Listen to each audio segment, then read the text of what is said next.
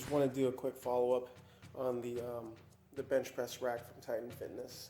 Last week I talked about their hefty bench pad and the way that it sat pretty much 19 inches off the floor. And the most optimal position for a competition bench press would be around, I would say 17 inches, 17 and a half inches. One of my friends on YouTube, also on Instagram, mentioned that I could potentially flip this bracket right here. As you can see, there's still some room to work with. And then I could also raise the back bracket a couple inches in order to make this about 17 inches in height.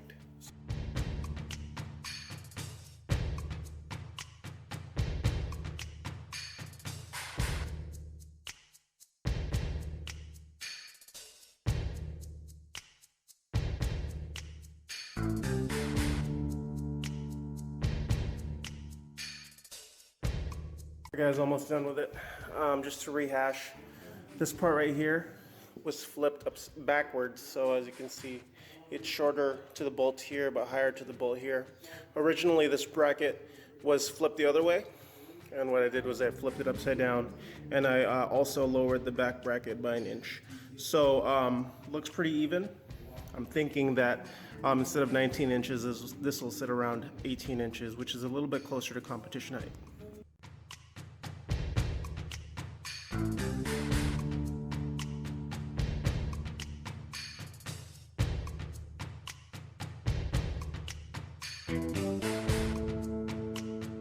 I'm gonna go ahead and measure. As you can see, well, actually, it surpassed my expectations. The top of the bench actually sits at about 17.5 inches. As you can see, it looks really good. No funny business. 17 and a half. Now that's gonna be at the top end of the competition bench. I lowered it actually by 1.5 inches. I'm surprised. Anyways, looking good. Like I said, see this bracket here, I flipped. It was actually sitting a little higher. Went ahead and took it all apart, flipped it upside down, and I lowered the back bracket by about 1 inch and a half. Looks a lot better, a lot more, pleasing when I do my workout sets. A lot more easier for me to plant my feet and whatnot.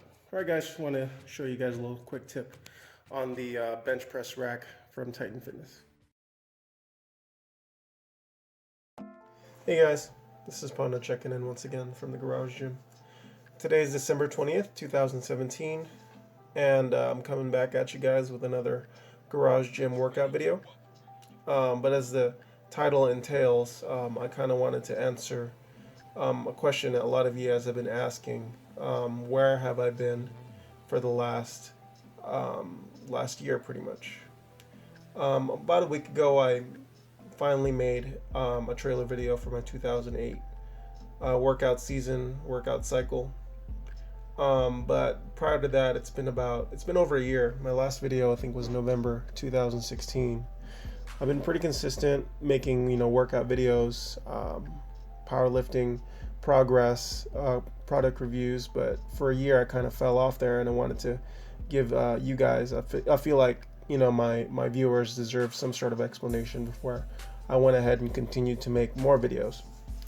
I think for someone to be reliable, for someone to be followed on social media, they have to be transparent. And I definitely wanted to let you guys understand that I didn't want to be out of the YouTube scene. I didn't want to not make any videos. I didn't want to not work out. For the majority of 2017, I was dealing with Piriformis syndrome. Pretty much, say that 3 times fast. A quick Google search will show you that Piriformis syndrome. Piriformis syndrome is pretty much it's a condition. It's kind of like a sciatic condition where the muscle, one of the muscles in the hip, in the deep hip or in the glute, is overactive and continues to strangle the sciatic nerve. Now, I have several theories into how I developed Piriformis syndrome. It's there's not a lot of research into it, and per all medical documents, it's very rare. But I feel like I developed piriformis syndrome by doing something that my body wasn't used to. Earlier this year, around April, I decided to train for my first marathon. As a, pretty much a power lifter, crossfitter, weightlifter, I believed that I had very strong lower body muscles, glute muscles, hip muscles, strong flexibility.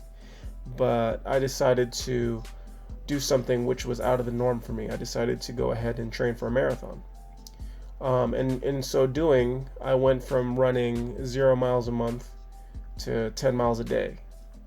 I was running hills. I was running, up and down at full speed. I was pretty dumb and I didn't stretch. I just pretty much squatted, lifted, and then I ran. Took it for granted, nobody's invincible. And one day I started feeling this weird numbing pain down my left leg, left hamstring, left calf, and this was probably the most unbearable pain I've ever had. Just waking up in the morning, gritting your teeth, and just debilitating amounts of pain. I've been dealing with this piriformis injury for about 8 months now. So started since April. Now it's December, so it's been about 8 months, and the pain has started to dissipate. In the near future, I'm going to be making a quick video, or I'm sorry, not a quick video. I'm going to an explanation video on how I got over, the piriformis injury that I've had, the stretches that I needed to do, and the medications I took. But in a nutshell, I think the best thing that I had to do was just kind of time, rest, and lots of mobility. Unfortunately, I was on pretty good pain medications. I was on ibuprofen every day. I was on steroid, anti-inflammatory, and tramadol just to make the pain go away. But over time, the pain just kind of dissipated. Sometime around November, I've developed a regimen of, waking up every morning, stretching, lots of cardio, mobility, pain medication, hydration, and I believe that, my prior history of being very active for such a long time in my life, I think it really did help me in overcoming a lot of the issues I've dealt with the disease process. So pretty much since April, I was just in a lot of pain. I couldn't even touch my toes. Putting on socks was difficult. I couldn't sit down more than 30 minutes without, fidgeting in the chair. And I'm actually very thrilled and glad that, there is a light at the end of the tunnel. When it comes to these types of injuries, when it comes to back pain, sciatic pain, a lot of people refer to me that, they tell me that you feel like it's never going to end. And the pain is just unbearable. But with chronic pain, you learn to deal with it. Very recently in the summer, I was able to start working out again. I was able to start putting weight on my back. As you can see here, I'm squatting, I'm benching, and I'm going to be deadlifting, but nothing near the weight that I used to do maybe say a year ago. I'm going to be kind of easing myself in. One of the issues I'm having with, I'm still having a little bit of pain in my sciatic nerve, but it's getting better. The one thing that hurts the most is when I wear a belt. I feel as if I have a belt on, it squeezes the nerve and it gives me a little bit of pain. But like I said, the pain is getting much more improved. Before I couldn't even lay down on the bench for everything seems to be affecting it. I feel like my plan of care, my course of action is to get stronger. It was an injury to the glute, to the hip. I always felt that I was invincible, and I always felt that I had strong hips, and I took certain things for granted. I took my recovery time for granted. I took my mobility for granted. And moving forward, it's definitely something. Look, hindsight is 20/20. That moving forward, it's something I definitely learned from, and I definitely want to kind of warn you guys and tell you guys that nobody's invincible. especially myself. Nobody's invincible, and you really want to make sure your quality of life and health is very important. Now, to finish this video, I kind of wanted to tell you guys what my current goals are. Prior to taking my hiatus, I have been focusing on just being a healthy, trying to increase my quality of life, to put it simply, to look better, to feel better, to be pain-free. And moving forward, I think that's going to be the goal, that I'm going to be making these workout videos with that goal in mind.